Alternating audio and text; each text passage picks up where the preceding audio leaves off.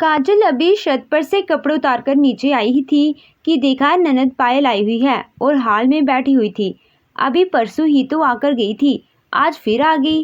काजल मन ही मन सोचने लगी, पर अब ननद है, उनका मायका है, आखिर क्या कर सकती है, चाहे तो रो जाए। इसीलिए कपड़े एक तरफ रखकर उनका हालचाल पूछकर रसोई में उनके लिए पानी लेने चली गई। अभी पानी लाकर उन्हें पकड़ाकर वहीं पास रखी कुर्सी पर बैठी ही थी कि इतने में मालती जी अंदर कमरे में से निकल कर आई और उससे बोली, अरे बहू, तू फिर बैठ गई। कितनी बार कहा है, जितना भाग भाग कर काम करेगी उतना ही डिलीवरी में परेशानी नहीं होगी, लेकिन तू है कि बस आराम करने बैठ जाती हो, कोई मौका नहीं छोड़ती आराम करने का। पायल आई है, मेरी बेटी आई है, अभी 6 महीने ही शादी को हुए हैं, माँ से मिलने का मन हुआ तो चली आई। जाओ, उसके लिए गर्मा गर्म नाश्ता बना कर ले आओ। हाँ मम्मी जी, बस थोड़ा थक गई थी तो सुस्ताने बैठ गई। आप पायल के पास बैठिए, मैं अभी चाय नाश्ता लेकर आती हूँ, कहकर कायल अपने पेट पर हाथ रखकर उठी और अपने आप को संभालती हुई रसोई की तरफ चल दी।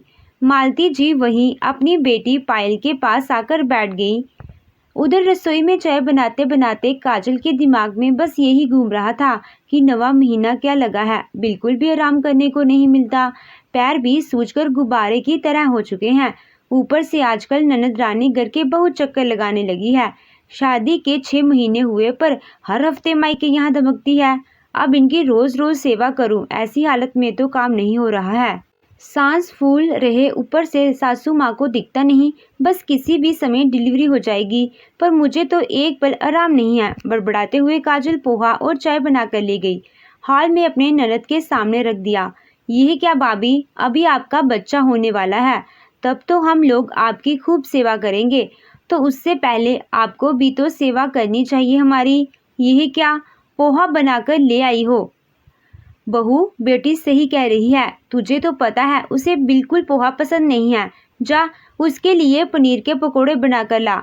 अभी तो डिलीवरी होने में 1 हफ्ते का टाइम है, जा जल्दी से कुछ अच्छा सा और स्वादिष्ट चटनी के साथ बनाकर लाना। जी मम्मी जी, मैं अभी लाती हूँ। गुस्से में तमतमाती हुई काजल बुझे मन से ननद के लिए पनीर के पकोड़े बनाने चली गई और ननद रानी प्लेट पर प्लेट चट करती गई। वाह भाभी, कितना अच्छा है, थोड़ा आलू का भी और थोड़ा प्याज का भी बना दो, मैं थोड़ा घर ले जाऊंगी। वह क्या है ना, आज मैंने नाश्ता नहीं बनाया, ऐसे ही चली आई तो तुम्हारी जीजा जी भी खा लेंगे, उनके लिए भी एक टिफिन बना दो। अब घर जाऊंगी, बड़ी थकान होगी, फिर तुरंत किचन में जाकर खाना मुझको ही बनाना पड़ता है। आपको तो पता है, मैं मायके में भी पहले कोई काम नहीं करती थी, शादी के बाद सारी गृहस्थी मुझसे संभाली नहीं संभलता। हाँ बहू, पायल सही कह रही है, एक काम कर, तू उसे एक डिब्बे पकोड़े पैक करके दे दे दामाद जी के लिए। और सुन, वह जो कल मिठाइयाँ और फल भी आए थे ना, वह भी दे देना। कितनी दुबली हो गई है मेरी बेटी, कितना काम करना पड़ता है, सास ससुर और अपने ननद का। पर माँ जी, वह फल तो मैं खाऊंगी, मुझे भी तो चक्कर आते हैं आजकल। काजल ने किचन से आवाज लगाया। अरे तू इतना कौन सा काम करती है कि तुझे चक्कर आ रहे हैं? एक सुबह से नाश्ता ही बनाया है और तुम्हें चक्कर आ रहे हैं? हाँ भाभी, अब यह सब ड्रामा बंद करो। पर उसी समय काजल के पेट में दर्द उठा और वह चीखने लगी। उसके यहाँ हाथों से कलछी छूटकर जमीन में गिर गया तो मालती जी ने अपने बेटे को ऑफिस से फोन बुलाया और जल्दी से अपने पति के साथ अस्पताल के लिए निकल गई। अस्पताल में काजल को लेबर रूम में ले जाया गया। कुछ घंटे बाद नर्स ने आकर कहा, मुबारक हो, आप दादी बन गई हैं, घबराने की कोई जरूरत नहीं है, जच्चा बच्चा दोनों स्वस्थ हैं। घर में खुशी का माहौल था।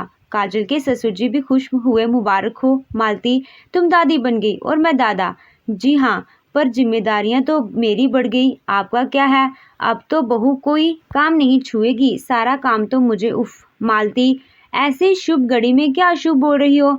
जब भी मुंह खोलती हो कड़वा ही बोलती हो, अब चुप हो जाओ। विशाल भी अपनी बेटी को गोद में लेकर खुशी से झूम उठा। पायल ने भी भाभी को मां बनने की मुबारकबाद दी और वहीं से अपने ससुराल को लौट गई। उसे पता था अब मायके रहेगी तो भाभी की सेवा करनी पड़ेगी, इसीलिए वह चुपचाप वहां से निकल पड़ी। खैर 2-4 दिन बाद अस्पताल से छुट्टी मिल गई और काजल अपने पति विशाल के साथ घर आ गई। मालती जी कायल के कमरे में आई। बहू, अब तुम एक बेटी की माँ बन गई हो, तुम्हारी जिम्मेदारियां बढ़ गई हैं। जैसे तुम इस घर को संभाल रही हो, ऐसे अपनी बेटी को भी अच्छे से संभाल लो। अपनी बेटी को कपड़ों उसके पास लिटाकर वह अपने कमरे में आराम करने चली गई। कुछ दिन तक मालती जी ने बहू को अच्छे ढंग से खाना पीना दिया, उसकी मालिश करवाई। मीठी का भी सुबह शाम मालिश करती। फिर एक दिन सुबह सुबह मालती जी बोली, बहू अब जितना तुम्हें आराम देना था दे चुके। अब मुझसे बुढ़ापे में इतना काम तो होता नहीं कि मैं अकेले इतना काम करूं। तुम्हारे पति को सुबह ऑफिस के लिए टिफिन बनाकर दूं। तुम्हारे छोटे देवर को डॉक्टरी की पढ़ाई चल रही है, उसका भी समय समय पर ध्यान देना पड़ता है। तुम्हारे ससुर जी को तो डायबिटीज है, ससुर जी के लिए परहेज का खाना क्या क्या बनाऊं अकेले। अब मुझसे ये सब नहीं होता। अब तुम अपनी जिम्मेदारियां संभालो। वैसे भी तुम्हारा बच्चा ऑपरेशन से तो हुआ नहीं है कि तुम 1 महीने पलंग तोड़ो। नॉर्मल डिलीवरी हुई है तो बस 10 दिन बहुत होता है। माँ जी, आपको मेरी हालत नहीं दिखती? मेरी जुबान लड़खड़ा रही है, चक्कर आ रहा है, नसें तक तन गई हैं। शरीर में खून की कमी होने के कारण बहुत कमजोरी होती है। बाथरूम भी जाती हूँ तो चक्कर आते हैं। ऐसे में काम मुझसे नहीं हो पाएगा। माँ जी, आपसे काम नहीं हो रहा है तो पायल को ही बुला लीजिए। अरे बेटी तो ससुराल की होगी क्या, जहाँ रोज रोज मायके मुंह उठाए चली आएगी। उसकी भी तो अपनी जिम्मेदारी है। अब वह तेरी सेवा करेगी कि अपने सास ससुर की? दीदी तो पहले रोज रोज घर के चक्कर काटती थी, हर दूसरे दिन आती थी। जब से बेटी हुई है कभी अपनी शक्ल भी नहीं दिखाई। बहू, जुबान जब चलाती हो तो चक्कर नहीं आता? उसके ऊपर ससुराल का बहुत प्रेशर है। उसके सास ससुर तीर्थ पर गए हैं और दामाद जी को तो उसके हाथ का ही खाना खाना पसंद है। मालती जी कुछ भी बोले पर काजल सब समझ रही थी कि जब भाभी पायल को बना बनाकर 56 भोग खिलाती थी तो पायल हर दूसरे दिन मुंह उठाए चली आती थी। और आज भाभी की सेवा करनी पड़े तो कैसे कामचोर ननद ससुराल में बैठ गई। माँ जी, आपसे काम नहीं हो रहा है तो कोई मेड लगवा दीजिए, क्योंकि मैं सच में अभी बहुत तकलीफ में हूँ। आप तो खुद इस स्थिति से गुजरी हैं, इसीलिए तो कह रही हूँ बहू। मालती जी ने काजल की बात को बीच में काटते हुए बोला, हमारे समय में इतने नाटक नहीं होते थे। जब विशाल हुआ था मैंने 3 दिन में ही पूरे घर की भागदौड़ संभाल ली थी। खेत खलियानों में काम कर जाया करती थी। मजाल हो मेरी सासू माँ बिस्तर पर 1 गिलास पानी पकड़ाई हो। 3 दिन में ही मेरी सास ने अपने रंग दिखाने शुरू कर दिए थे। तू तो भाग्यशाली है कि मैंने 10 दिन तक तेरी सेवा की। हमारे समय में गोबर पातना, लकड़ी के चूल्हे में खाना बनाना होता था। गेहूं बिना ना जाने कितना काम होता था। राम राम, बड़ा पूरा परिवार था, पर हमने उफ तक नहीं किया। रही बात नौकरानी की, तो तेरे पति कितनी आमदनी नहीं है, एक बेटी का खर्च उठाए और साथ में नौकरानी का भी। वैसे भी हमने तो बर्तन धोने के लिए काम वाली लगा रखा है, इसीलिए तुझे अपने घर की परिस्थिति को समझना चाहिए। तुम्हारा देवर तो MBBS कर रहा है, उसकी पढ़ाई में बहुत खर्चे होते हैं, तो हमारे पास भी इतने पैसे नहीं हैं। बेफिजूल खर्च करें। माँ जी, मैं झूठ नहीं बोल रही हूँ, मुझे सच में बहुत कमज़ोरी फील होती है। अभी टाके पूरी तरह से सूखे नहीं हैं। जब मेरे मायके में मेरी भाभी को बेटा हुआ था तो माँ ने उन्हें कम से कम 30-40 दिन तक बिस्तर से उठने नहीं दिया। मेरी माँ के भी घुटनों में बहुत दर्द होते थे, फिर भी उन्होंने अपनी सास का फर्ज अच्छी तरह से निभाया। उनका कहना था, बहुएं तो हमेशा सेवा करती हैं, इस समय जब उन्हें आराम की ज़रूरत है तो मैं अपने फ़र्ज पीछे क्यों हटूं? पर आप तो 10 दिन में ही हाथ खड़े कर दिए। अब तू मुझे ज्ञान बांटेगी? अपने ज्ञान अपने पास रख। वैसे भी तेरी भाभी को बेटा हुआ था, बेटी नहीं। और तू और तेरी माँ ने एक काम वाली की मदद के लिए लगवाया था, जिसका खर्च तेरे भाई ने दिया था। पर यहाँ तो इसीलिए अब उठ जा, नखरे मत दिखा और किचन संभाल। मुझसे यह सब अब नहीं होगा। काजल रुआशी होते हुए बोली, माँ जी, डॉक्टर ने भी बोला था कम से कम 30 दिन तक मुझे फुल बेड रेस्ट की ज़रूरत है। जब शरीर ही कमज़ोर रहेगा तो मैं परिवार की जिम्मेदारी कैसे निभाऊंगी, अपने बच्चे को कैसे पालूंगी। मालती जी ने अपनी बहू की बात को अनसुना करके कमरे से बाहर चली गई। काजल उन्हें जाते हुए देखती रह गई। सुबह से भूखी थी, नाश्ता भी नहीं मिला था और सासू माँ ने किचन संभालने की बात बोलकर खुद अपने कमरे में रजाई ताने सोने चली गई। काजल नहा धोकर जैसे तैसे उठकर किचन में पहुंची। उसकी आंखों के कोर भी गए थे, हाथों में भी फुर्ती नहीं थी, खड़े होने में भी पैरों में तकलीफ होती थी। काजल ने सबसे पहले अपने पति के लिए नाश्ता बनाया, फिर ऑफिस के लिए टिफिन ससुर जी के लिए दूध वाला दलिया और फिर जाकर सासू माँ और देवर को नाश्ता पकड़ाया। इसी बीच छोटी मीठी उठकर खूब तेज तेज रोने लगी तो सासू माँ नाश्ता करते हुए बोली, बहू तुझे सुनाई नहीं देता? जाकर पहले अपनी बेटी को संभाल, मैं उसकी लंगोटी नहीं बदलने वाली। अभी मैं नाश्ता कर रही हूँ, बिजी हूँ, तो किचन का काम बाद में भी कर सकती है। विशाल को भी ऑफिस में जाने में लेट हो रही थी तो वह भी नाश्ता करके ऑफिस के लिए निकल पड़ा। काजल का पेट तो भूख के मारे बुलबुला रहा था। वह जल्दी से सब काम दाम छोड़कर अपनी रोती बिलखती बच्ची को गोद में लिया। मीठी रोई जा रही थी। काजल ने उसकी लंगोटी को बदला, फिर दूध पिलाने बैठ गई, पर काजल की हालत भूख के मारे खराब हो रही थी। तभी मालती जी ने आवाज लगाया, बहू मैं कमरे में आराम करने जा रही हूँ, मुझे आवाज मत देना, जो चाहिए अपने आप से ले लेना। इतनी ठंडी में रजाई में घुसे रहना ही अच्छा लगता है। काजल भूख के मारे छटपटा रही थी। पूरे परिवार का काम करने के बाद उसे खुद खाने का समय नहीं मिल रहा था। आधे घंटे तक मीठी को गोद में लेकर बैठी रही। फिर जब वह सो गई तो काजल उठकर किचन में गई कि कुछ खा पी लूं, तो फिर से किचन में बर्तनों की आवाज सुनकर सास मालती जी किचन में आई और बोली, बहू बर्तन थोड़ी देर रुककर साफ कर लेना, मेरी बेटी पायल का फोन आया था, उसे मीठी को देखने का खिलाने का बहुत मन कर रहा है। आखिर बुआ है, भतीजी से मिलने का मन तो करता ही है। उसके लिए कुछ चटपटा नाश्ता बना दो, वह आती होगी। अभी मीठी सो रही है, जल्दी जल्दी हाल चला, उसके बाद जाकर आराम कर लेना। फिर ना कहना कि सास ने आराम ही नहीं करने दिया। वैसे रसोई के सारे काम तो हो गए थे, अब क्या करने आई थी? मम्मी जी अभी तक मैंने नाश्ता नहीं किया है और दोपहर के 1 बज गए हैं, बहुत भूख लग रही है। बात हो ही रही थी कि दरवाजे की घंटी बज गई। सासू माँ चहकते हुए बोली, लगता है मेरी बेटी पायल आ गई। बहू एक काम कर, जा जल्दी से उसके लिए फटाफट नाश्ता बना। अंदर आओ बेटी, मैं बहुत देर से तेरा इंतजार कर रही थी। हम माँ बेटी मिलकर बहुत दिनों से बातें नहीं की। चल तू मेरे कमरे में, भाभी नाश्ता लाती होगी। पायल तू तो इस घर का रास्ता ही भूल गई। नहीं माँ, अब क्या आती, भाभी का सेवा तो आप कर रही थी, वह तो आराम फरमा रही थी, तो तुम पर इतना बोझ डालती।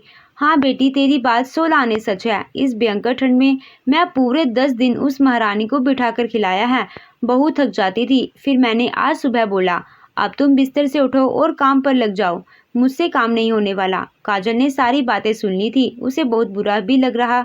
फिर भी वह चाय नाश्ता लेकर सासू माँ के कमरे में पहुंची। कैसी हो पायल? मैं तो ठीक हूँ भाभी, चलो।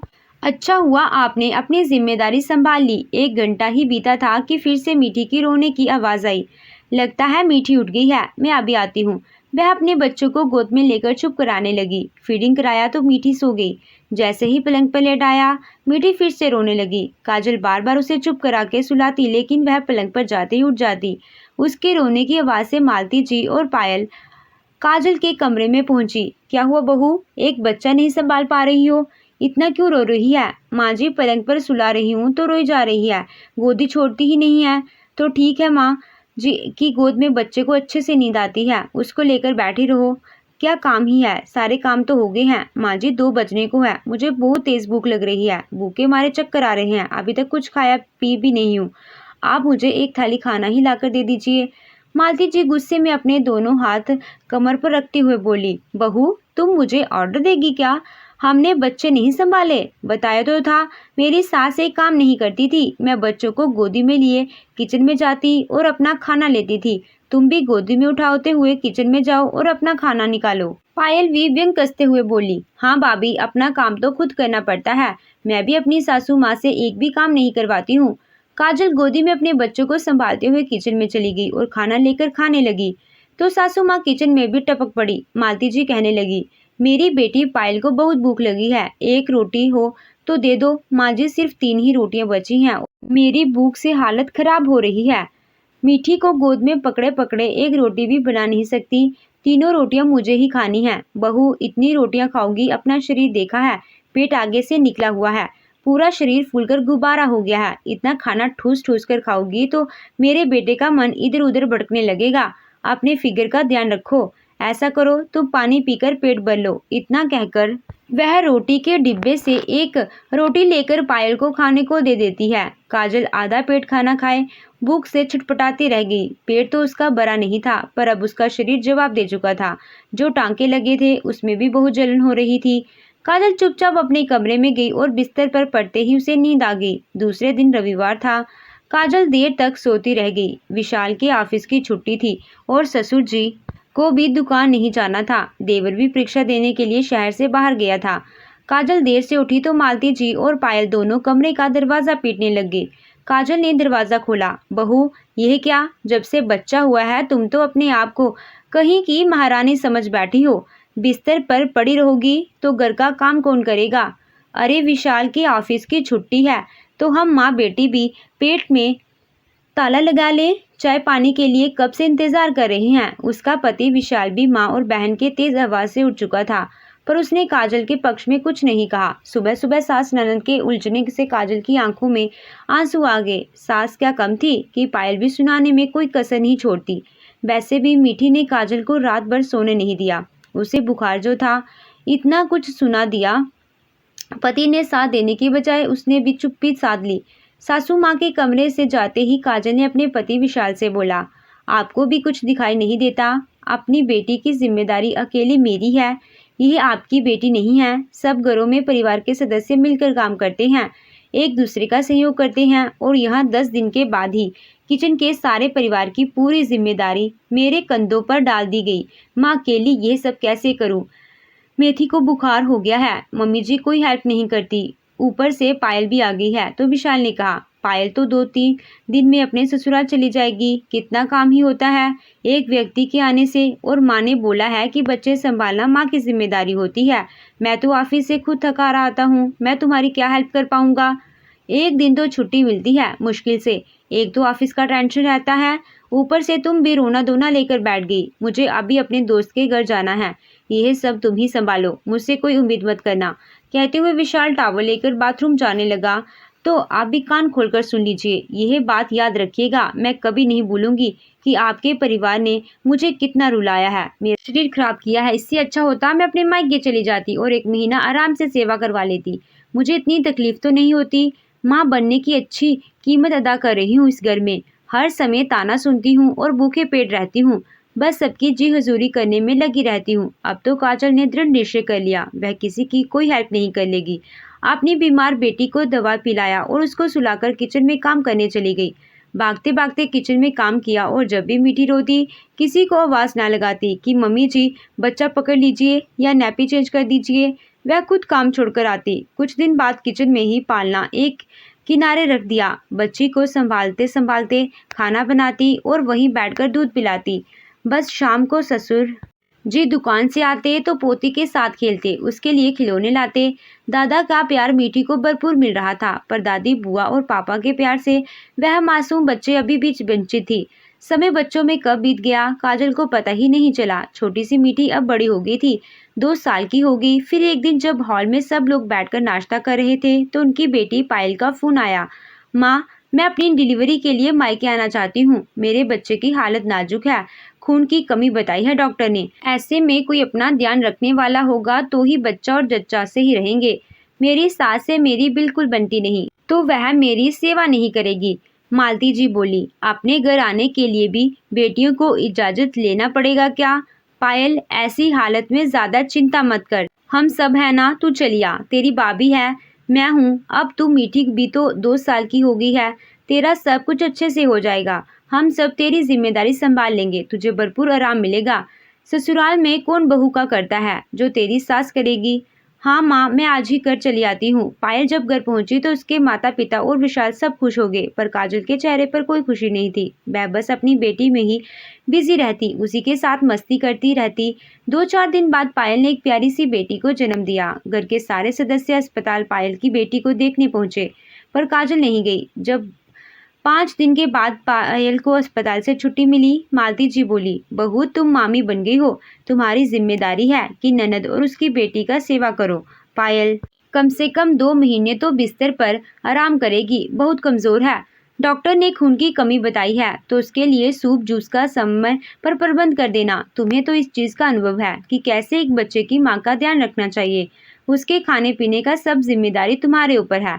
अब से काजल चुपचाप एक थाली में खाना लेकर आ गई और पायल को खाने को दिया। खाना देखते ही नक चढ़ी पायल ने कहा, भाभी सिर्फ 2 रोटी? 2? रोटी से क्या होता है, 2 रोटियां और ले आती। ऐसे में भूख बहुत लगती है, आपको तो पता है। ननद जी, आप ही ने कहा था ना कि मैं खाना खाकर टुन टुन हो रही हूँ। मुझे अपने फिगर का ध्यान रखना चाहिए। आपका भी पेट निकल गया है, भैंस जैसा फूल गया है। अगर आप ज्यादा खाएंगी तो जीजा जी भी अगल बगल की औरतों को झांकने लगेंगे। और मैं यहाँ कोई आपकी सेवा करने नहीं, बल्कि यह बताने आई हूँ कि आप अपने ससुराल जाइए, क्योंकि मेरी जब सेवा की बारी थी तो उस समय मेरी मदद करने कोई नहीं आया था। मैंने मीठी को अपने दम पर पाला है और आप कोई महारानी नहीं है कि मैं आपको 2 महीने तक बिस्तर पर पड़े पड़े खाना खिलाऊंगी। जब माँ जी एक औरत होते हुए मेरी तकलीफ को नहीं समझी तो मैं आपकी तकलीफ को क्यों समझूं। उसी समय विशाल आया। जब काजल तेज आवाज में चिल्ला रही थी तो वह भी कमरे से बाहर निकल गया। साथ में काजल के ससुर भी आ गए। ये क्या तमाशा कर रही हो काजल, विशाल ने कहा। देखा विशाल, बेटा बहू पायल के खाने का हिसाब ले रही है, कह रही है अपने ससुराल जाओ। विशाल गुस्से में बोला, यह पायल का मायका है, सेवा करना तुम्हारा फर्ज है, तुम उसकी भाभी हो। काजल, भाभी कैसी भाभी? तब तो आपकी आवाज़ नहीं निकली जब आपकी माँ और पायल ने मेरी तकलीफ नहीं समझी, मेरी सेवा करने से इनकार कर दिया और आज आपके मुंह में जुबान आ गई। अरे बच्चे की माँ को ही अपने बच्चे को संभालना होता है। पायल ने भी कोई बेटा पैदा नहीं किया है कि मैं उनकी 2 महीने सेवा करूं। यही कहा था ना आप लोगों ने। उस समय मेरी बच्ची बुखार में तड़प रही थी। ऐसी हालत में मैंने काम किया, कोई उसे पकड़ने वाला नहीं। वह रोती रही, बिलखती रही। ना आप छूते थे, ना आपकी माँ और ना आपकी बहन, बस पापा जी मेरी तकलीफ को समझते थे। ऐसा कहते हुए कायल की आंखों से झरझर आंसू बहने लगे तो मालती जी पायल की बेटी को गोद में कस कर पकड़ते हुए बोलती हैं, बेटा देखो, फूल जैसी बच्ची है, 2-4 दिन के लिए आई है, सेवा करना हमारा फर्ज है। विशाल ने अपनी माँ की तरफ देखा, उसने भी हाथ जोड़ लिए। माफ़ करो माँ, मैंने उस दिन भी कुछ नहीं बोला था, आज भी कुछ नहीं बोलूँगा। यह काजल गलत नहीं है। आप अपनी बेटी की सेवा की उम्मीद तभी करें जब आपने अपनी बहू का किया हो। जब काजल प्रेग्नेंट थी तो पायल हमेशा घर आती थी और काजल उसे तरह तरह के 56 भोग बनाकर खिलाती रहती थी, नौकरों की तरह किचन में खटकती थी। मैंने सब देखा है, पर मैं घर के मामलों में कुछ बोलता नहीं था। पर आज काजल ने मेरी आंखें खोल दी हैं। अब मैं चुप नहीं रहूँगा। आपने गलत किया है तो आपके साथ भी गलत हो रहा है। मैं भगवान के लिए अपना बुढ़ापा मत खराब करो और काजल को हो सके तो मुझे भी माफ़ कर दो। मैंने भी तुम्हारा बहुत बड़ा दोषी हूँ। मैं अपनी माँ के बहकावे में आ गया था, कहकर विशाल चुप ही हुआ था कि तभी सुरेश जी की भी आवाज़ में कठोरता आ गई। वह भी बोल पड़े, बहू मैं कहता हूँ आज से तुम पायल और उसकी माँ का खाना ही मत बनाओ, क्योंकि सच में उन्होंने तेरी सेवा नहीं की। मैं बहुत कुछ कहता था तो यह मुझे ही आंख दिखाती थी और मैं डर से लड़ाई झगड़ा ना हो इसीलिए कुछ बोलता नहीं था। इसी का इसने फ़ायदा उठाया। अरे भाग्यवान, जो नियम कानून तुमने अपनी बहू के लिए बनाए हैं वही तो तुम्हारी बेटी पर लागू होगा। बहू को तुमने 10 दिन आराम दिया और बेटी को तुम 2 महीने आराम देना चाहती हो। पोती का तो तुम लंगोटी नहीं बदलती थी और नवासी तो तेरी रोज साड़ी गीली करती है, फिर भी उसकी गोदी में चिपकाए हुए हो। कभी 1 मिनट भी उसकी गोदी में उतारती नहीं हो। मालती जी, तुम बहू के मुश्किल समय में उसका सहारा नहीं बनी तो वह तुम्हारी बेटी का सहारा क्यों बने। बुलाओ दामाद जी को अभी के अभी। पायल बेटी को उसके ससुराल भेजो। जो उनकी माँ का फर्ज है वह करे, जो हमारा फर्ज है हम वही करेंगे। मेरी बहू किसी की नौकरानी नहीं है। बहुत कर लिया तुमने अपनी मनमानी और आज तुम्हारी वजह से यह घर महाभारत का मैदान बन गया है। आपसे तुम वही करोगी जो मैं कहूँगा। मालती जी से कुछ कहते ना बना, क्योंकि आज पहली बार बेटे और पति ने भी पलटकर जवाब दिया था। उनकी बोलती बंद हो गई थी। उन्होंने दामाद जी को फ़ोन करके बुलाया और पायल को ससुराल ले जाने के लिए बोला। तो दोस्तों, आपको क्या लगता है, काजल ने जो किया सही किया या गलत? कहानी पसंद आई हो तो चैनल को लाइक, शेयर और सब्सक्राइब ज़रूर करें।